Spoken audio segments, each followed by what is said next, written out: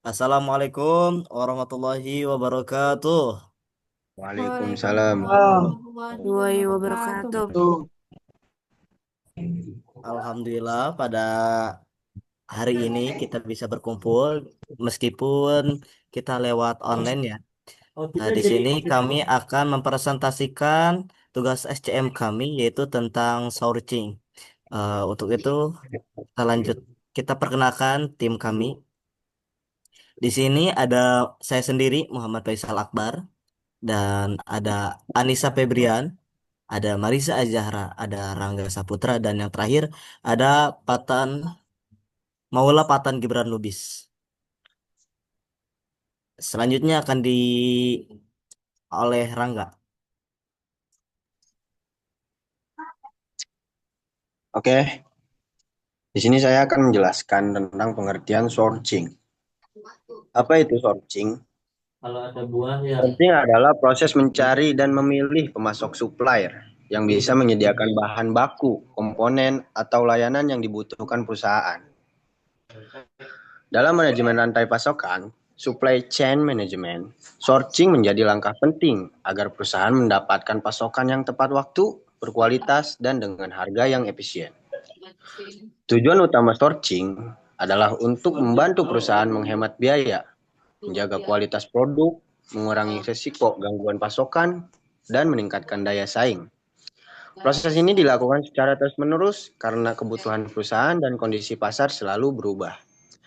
Agar berjalan efektif, perusahaan harus mampu menilai pemasok dengan baik dan menjaga hubungan kerja yang saling menguntungkan. Next.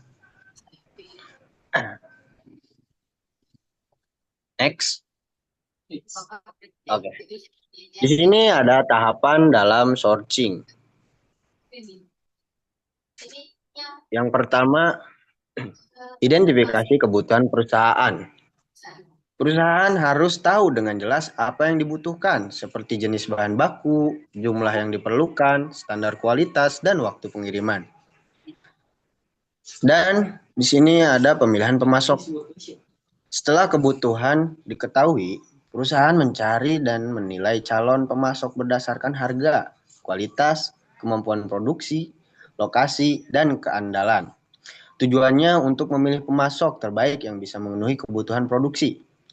Yang ketiga, penawaran dan negosiasi kontrak. Perusahaan mengajukan penawaran kepada pemasok terpilih, lalu melakukan negosiasi untuk mendapatkan harga, jumlah, waktu pengiriman, dan syarat pembayaran yang paling menguntungkan. Hasil kesepakatan dituangkan dalam kontrak kerja resmi. Keempat, pemantauan dan evaluasi kinerja pemasok. Setelah bekerja sama, perusahaan harus terus memantau kinerja pemasok. Evaluasi dilakukan terhadap ketepatan waktu pengiriman, kualitas produk, kesesuaian harga, dan layanan. Kelima, diversifikasi pemasok. Perusahaan tidak hanya bergantung pada satu pemasok dengan memiliki beberapa pemasok. Risiko seperti keterlambatan atau gangguan pasokan bisa dikurangi. Keenam, pengembangan hubungan pemasok. Hubungan yang baik dengan pemasok penting agar kerjasama berjalan lancar. Perusahaan dan pemasok perlu saling berkomunikasi, berbagai informasi, serta bekerja sama untuk menjaga kualitas dan ketersediaan barang. Ketujuh, manajemen risiko. Perusahaan harus mengantisipasi risiko yang mungkin terjadi, seperti kenaikan harga, gangguan pasokan, kondisi politik, atau masalah operasional. Langkah ini membantu perusahaan tetap siap menghadapi perubahan. Dan yang terakhir, kedelapan, pembaruan dan inovasi. Perusahaan sebaiknya bekerja sama dengan pemasok yang mampu memberikan produk atau layanan baru dan inovatif agar tetap kompetitif di pasar. Oke, next.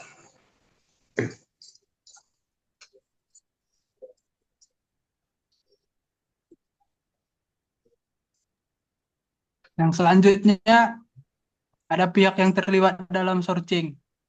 Jadi dalam proses sourcing nggak cuma tim procurement dong yang kerja. Ada beberapa pihak kunci yang terlibat. Pertama, tim procurement sendiri sebagai ujung tombak yang nanganin negosiasi dan kontrak. Lalu ada user dan departemen pengguna. Misalnya tim produksi atau R&D yang paling ngerti. teknis dan kebutuhan di lapangan. Jangan lupa tim quality control yang memastikan pemasok yang kita pilih benar-benar memenuhi standar kualitas kita. Dan yang terakhir, di belakang ada tim hukum yang review kontraknya, tim keuangan yang atur pembayarannya, dan manajemen yang kasih persetujuan akhir. Next, Kang.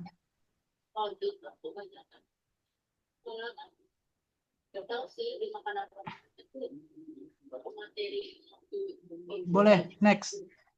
Udah, Next, udah Gibran. udah. Selanjutnya, strategi sourcing untuk pengembangan produk baru. Kalau untuk pengembangan produk baru, strategi sourcingnya agak berbeda. Kita perlu menerapkan early supplier involvement. Artinya kita ajak pemasok terlibat sejak fase desain awal. Mereka punya expertise yang bisa bantu kita berinovasi. Kita juga butuh kemitraan strategis dengan pemasok yang punya kemampuan R&D yang kuat, bukan sekedar hubungan jual beli biasa. Fleksibilitas itu juga penting. Pilih pemasok yang bisa adaptif dengan perubahan desain dan deadline yang ketat. Untuk produk baru, kualitas dan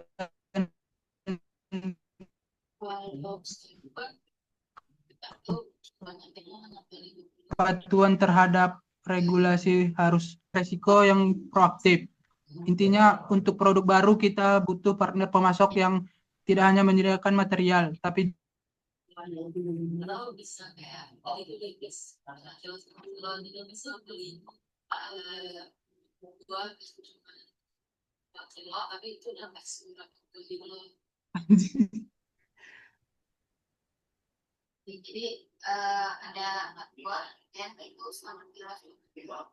Oke, next, Cang. Oke, udah.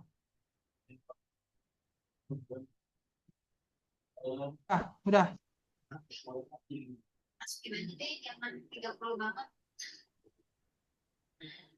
Oke, di sini saya akan menyampaikan materi tentang strategi sourcing untuk bagian perencanaan produksi dan pengadilan persediaan atau disebut PPIC dalam konteks manajemen rantai pasokan.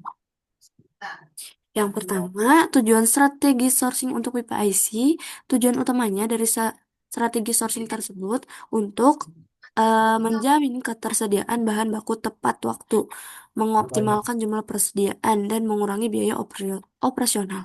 Tanpa perencanaan yang baik, risiko seperti kekurangan bahan, kelebihan stok, atau keterlambatan produksi bisa terjadi.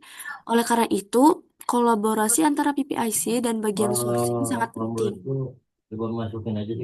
Selanjutnya, ada peran PPIC dalam supply chain. Nah, PPIC ini berperan sebagai jembatan antara permintaan pasar dan kapasitas produksi. Mereka merencanakan berapa banyak produk yang harus dibuat, kapan membutuhkan bahan baku, dan bagaimana mengelola persediaan agar tidak boros. PPIC juga menentukan reorder point, safety stock, dan jenis persediaan yang harus disiapkan. Yang ketiga ada permintaan dalam supply chain. Permintaan konsumen bisa musiman atau stabil. Permintaan musiman seperti pakaian lebaran atau mukena Ramadan sangat fluktuatif. Sedangkan permintaan stabil seperti sabun atau minuman, makanan kemasan relatif konstan. Untuk itu, peramalan permintaan menjadi dasar dalam menyusun strategi sourcing dan produksi. Selanjutnya, strategi perencanaan permintaan untuk mengatasi fluktuasi permintaan. Kita gunakan beberapa pendekatan. Yang pertama, aggregate planning, yaitu perencanaan jangka menengah untuk menyeimbangkan permintaan dan kapasitas. Yang kedua, sales and operation planning, atau SNOP, yaitu proses kolaboratif antara penjualan dan produksi. Ketiga, strategi kapasitas, persediaan, blok, atau hybrid, tergantung pada tujuan perusahaan.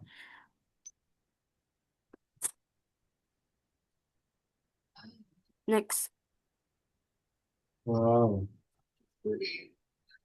Oke, di sini ada CPFR atau Collaborative Planning, Forecasting, and Replenishment.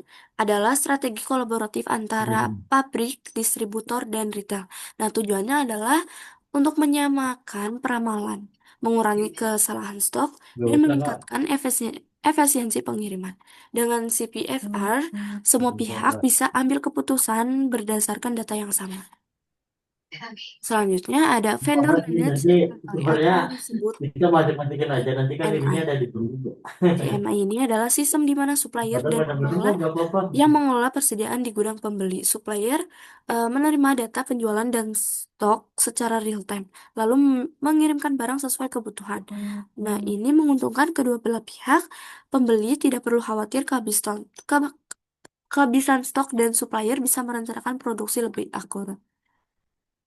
Selanjutnya ada keputusan persediaan untuk produk musiman. Produk musiman ini seperti pakaian atau sepatu memiliki risiko adalah eh kelebihan.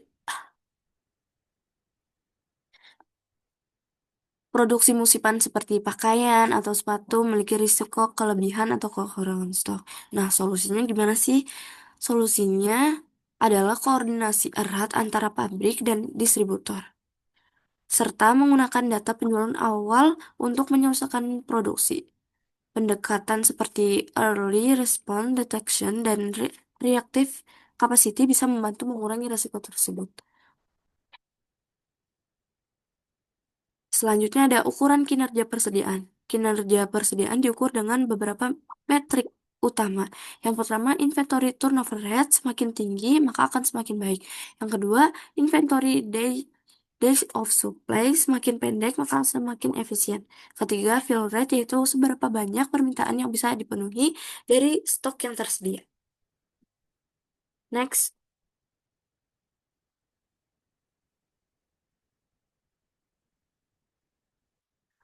Oke, di sini ada tantangan dalam sourcing untuk PPSI.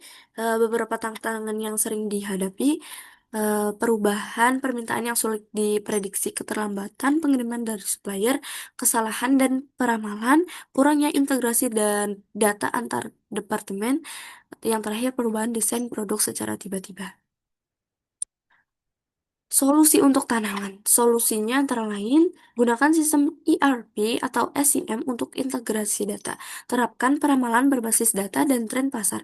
Bangun hubungan strategis dengan supplier.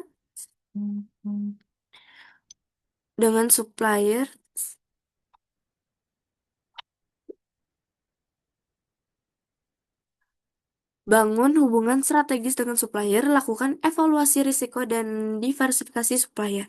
Tingkatkan komunikasi antara penjualan, produksi, dan pembelian. Kesimpulannya, PPASI memainkan peran kunci dalam menjaga keseimbangan permintaan dan pasokan. Ya. Yang kedua, strategi sourcing yang efektif meningkatkan efisiensi dan mengurangi risiko. Yang ketiga, kolaborasi dan teknologi informasi adalah kunci keberhasilan. Yang terakhir, pengukuran kinerja persediaan penting untuk evaluasi dan perbaikan berkelanjutan. Next.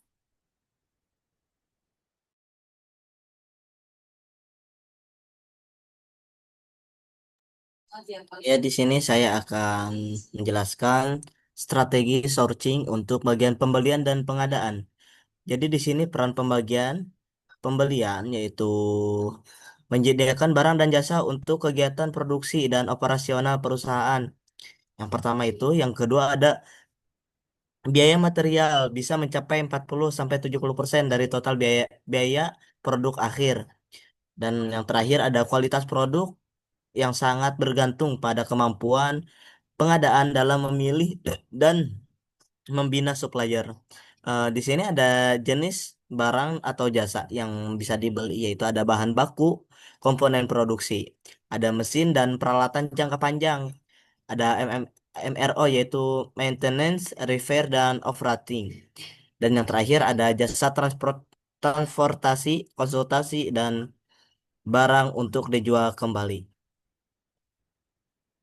Di sini ada jenis-jenis pembelian dan prosesnya, yaitu ada pembelian rutin. Jadi pembelian rutin di sini ada barangnya standar dan kebutuhannya berulang, terus suppliernya itu tetap. Jadi prosesnya itu dari produk ke evaluasi, PO, terus ke pengiriman, lanjut ke pemeriksaan dan pembayaran.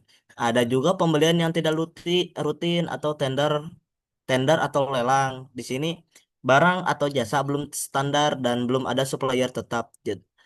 Tender harganya tetap, lelang harganya dinamis tapi bisa turun selama proses lelang tersebut. Prosesnya yaitu ada VR, terus RFQ atau RRV, lanjut lagi ada penawaran, ada evaluasi, terus ada kontrak juga, dilanjutkan oleh PO, pengiriman dan pembayaran. Nah, di sini pemilihan dan penilaian supplier. Kriteria utama supplier yaitu kualitas. Yang pertama kualitas, terus pengirimannya cepat, harganya mudah terjangkau, kemampuan teknis dan reputasi lokasinya, lokasi layanan yang nyaman. Langkah evaluasi supplier yaitu tentukan kriteria dan bobotnya, terus nilai top supplier, ada faktor rating, AHP dan decision tree. Yang ketiga yaitu atau yang terakhir ada pilih supplier yang terbaik. Penilaian kinerjanya yaitu berdasarkan kualitas, waktu, fleksibilitas, harga, dan dilakukan secara rutin dasar perpanjangan kerjasama dengan supplier. Di sini ada klasifikasi eh, dan hubungan supplier. Mungkin di sini ada yang typo ya, eh, apa gitu. Jadi ada jenis supplier, ada karakteristik, dan ada fokus hubungan. Yang pertama ada kritikal strategik, langsung ke fokus hubungannya yaitu kemitraan jangka panjang. Terus ada juga leverage yaitu penting dan mudah diproses dan diperolehnya. Per- Fokus hubungannya pertahankan posisi yang ditawarkan gitu. Bottlenecknya yaitu tidak penting tapi sulit, standarisasi dan penyederhanaan.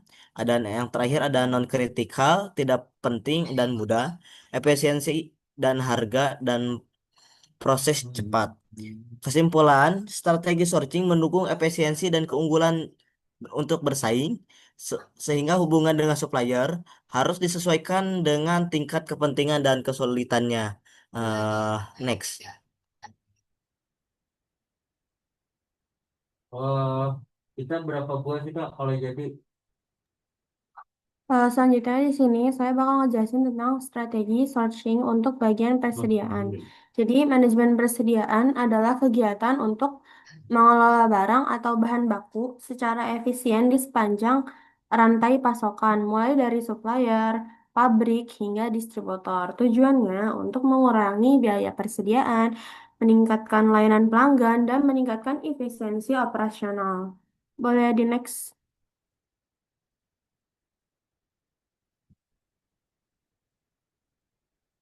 Nah, di sini tuh kenapa munculnya persediaan gitu. Persediaan bisa muncul karena berbagai faktor, seperti produksi yang dilakukan lebih awal atau dalam jumlah berlebihan akibat ketidakpastian permintaan. Terus kadang perusahaan juga menghadapi informasi permintaan tuh yang nggak akurat sehingga stok menumpuk. Selain itu, kesalahan dalam memperkirakan jumlah kebutuhan dan jenis produk yang akan dijual bisa menyebabkan stok yang nggak sesuai. Di sisi lain, ketidakpastian pengiriman bahan baku tuh atau lead time yang panjang membuat perusahaan menambah stok cadangan. Semua faktor ini terjadi karena perusahaan berusaha menjaga keseimbangan antara ketersediaan barang dan kelancaran proses produksi. Boleh dilanjut.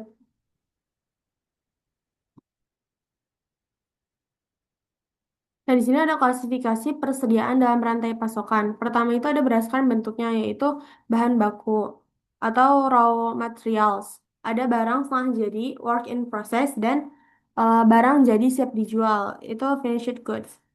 Yang kedua ada berdasarkan fungsinya, itu ada pipeline, inventory atau stok di perjalanan, ada cycle stock. Dia tuh stok muncul karena produksi atau pengiriman besar dalam siklus tertentu. Ada safety stock, dia stok pengaman untuk jaga-jaga permintaan atau pasokan tak pasti. Terakhir ada anticipation stock. di mana stok tambahan buat antisipasi permintaan musiman, misal Lebaran atau Tahun Baru. Itu ada berdasarkan sifat. Pertama itu ada dependent demand item, di mana stok yang kebutuhannya tergantung produk lain, misalnya baut buat motor. Terus ada independent demand item, stok yang berdiri sendiri seperti produk jadi. Jadi jumlah pesanan berpengaruh pada biaya. Kalau pesanannya kecil, itu bakal sering order sama dengan biaya pesannya besar. Terus kalau pesanannya besar, itu bakal jarang yang order tapi biaya simpanannya tinggi. Solusinya pakai EOQ, Economic Order Quantity, yaitu model untuk cari jumlah pesanan paling efisien. Boleh dilanjutin ke slide selanjutnya. Jadi konsep Economic Order Quantity itu atau EOQ membantu perusahaan menentukan jumlah pemesanan paling ekonomis supaya biaya pesanan dan biaya simpan itu tetap efisien gitu. Sementara reorder point itu menunjukkan kapan perusahaan harus memesan ulang barang dengan mempertimbangkan kebutuhan selama waktu tunggu dan stok pengaman. Untuk produk musiman, perusahaan tuh perlu menjaga keseimbangan antara kelebihan dan kekurangan stok agar tidak mengalami risiko kerugian akibat stok menumpuk atau habis. Nah, ini tuh diperlukan koordinasi yang baik antara pabrik dan distributor agar keputusan pembelian lebih optimal. Lanjutin ke slide selanjutnya. Ini ada vendor manage inventory atau VMI dan CO manage inventory CMI. Dalam sistem vendor manage inventory dan CO manage inventory, itu pemasok dan perusahaan pemberi pembeli saling berbagi data stok, penjualan serta permintaan secara real time. Dengan begitu, pemasok ini dapat mengatur pengiriman dan produksi tanpa harus menebak kebutuhan pasar. Nah, sistem ini bertujuan untuk mengurangi kelebihan dan kekurangan stok serta meningkatkan konsistensi pengiriman. Kinerja persediaannya diukur dengan indikator seperti inventory turnover rate, days of supply, dan fill rate yang menunjukkan seberapa efisien perusahaan dalam mengelola stoknya. Boleh di next. Nah, ini tantangan searching. Pertama itu nggak ada ukuran kinerja persediaan yang jelas. Yang kedua itu status pesanannya nggak akurat. Terus sistem informasi yang nggak andal. Kebijakan persediaan terlalu sederhana dan mengabaikan ketidakpastian. Terus ada biaya persediaan tidak ditaksir dengan benar dan kebutuhan supply chain tidak terintegrasi. Boleh di next. Nah, ini tantangan bagian pengembangan produk baru. Bagian pengembangan produk baru itu menghadapi tekanan besar dari permintaan pasar yang cepat berubah dan persaingan ketat. Mereka tuh harus mampu nih berkoordinasi dengan pemasok, produsen, dan distributor secara efisien. Nah, produk yang dikembangkan juga harus inovatif, unggul, dan sesuai dengan kebutuhan pelanggan. Tantangan lainnya meliputi keterbatasan sumber daya, resiko teknis, dan regulasi, serta integrasi teknologi baru seperti AI dan big data. Selain itu, keberlanjutannya dan ketahanan rantai pasok terhadap gangguan eksternal juga menjadi fokus penting dalam proses mengembangkan produk. Boleh di next. Selanjutnya bakal jelasin sama Rangga.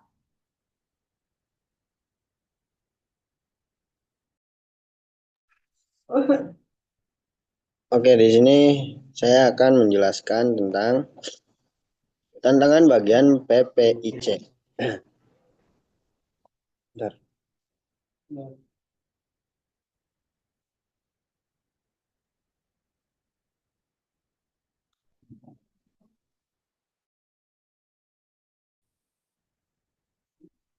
Mana?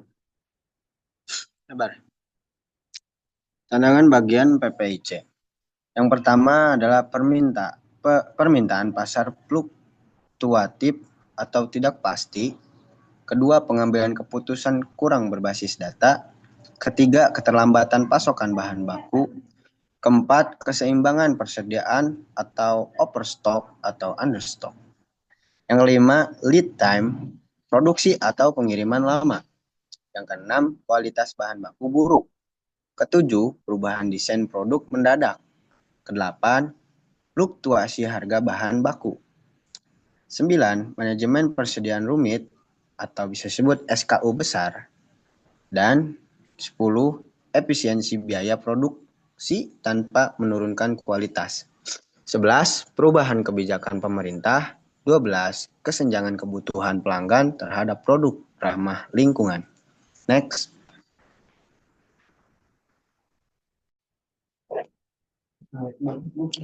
Oke. Di slide ini adalah tantangan bagian pembelian.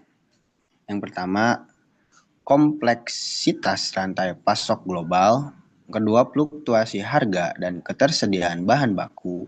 Ketiga, risiko kegagalan pemasok atau ketergantungan tunggal. Keempat, keamanan bahan baku dan kepatuhan regulasi. Kelima, adopsi teknologi baru atau approachment. Keenam, negosiasi kontrak yang efektif. Yang ketujuh, keterbatasan anggaran. Kedelapan, perubahan mendadak permintaan pasar. Kesembilan, pengelolaan persediaan optimal. Kesepuluh, kekurangan keterampilan dalam tim pembelian. Kesebelas, kepatuhan pemasok terhadap keberlanjutan dan etika bisnis. Dan yang terakhir, portofolio produk kompleks dan banyak SKU. Next.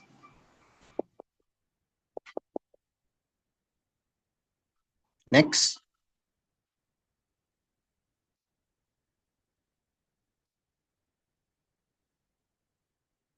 Maaf, next.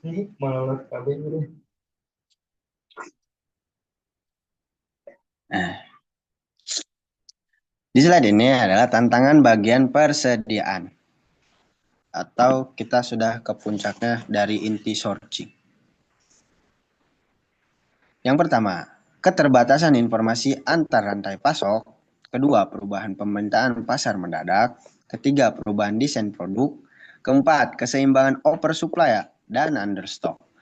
Kelima, kurangnya kolaborasi antar pihak rantai pasok. Keenam, ketergantungan pada sedikit pemasok. Ketujuh, keterlambatan pasokan bahan mentah. Kedelapan, keterbatasan dana untuk biaya persediaan. 9. Fluktuasi harga bahan baku. 10. Kompleksitas siklus hidup produk. 11. Risiko kehilangan, kerusakan, atau bencana. 12. Perubahan kebijakan dan regulasi lingkungan. 13. Pemilihan dan penerapan teknologi yang tepat. 14. Integrasi sistem dan teknologi kompleks. 15. Keterampilan tim dan manajemen persediaan. 16. Perubahan nilai mata uang. Oke. Next. Mungkin ini saja yang bisa saya presentasikan dari kelompok 10 ini.